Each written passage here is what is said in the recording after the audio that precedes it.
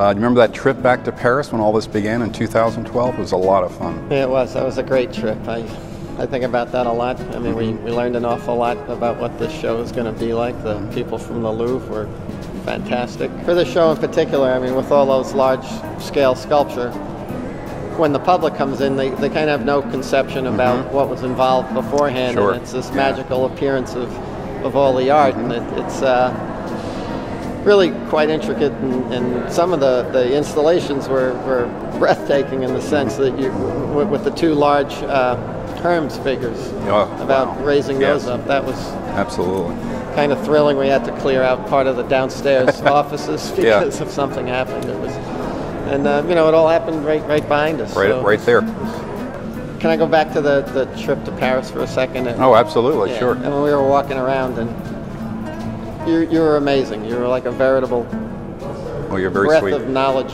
about everything there, and you brought it all back here to talk about the Tuileries as well. And I was, you know, it's a lot of fun.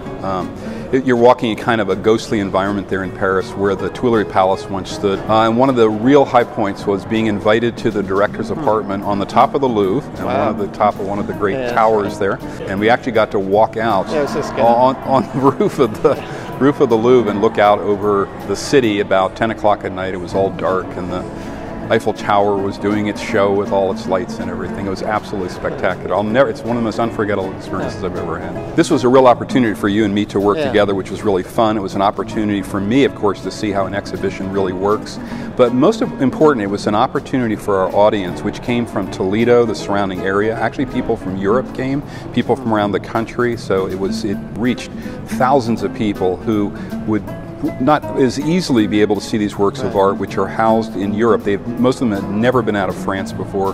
Their first trip to the United States, and here they were in Toledo, just a few hundred feet from where we're standing now. It was a very exciting experience, a great opportunity for our audience. I really enjoyed that aspect.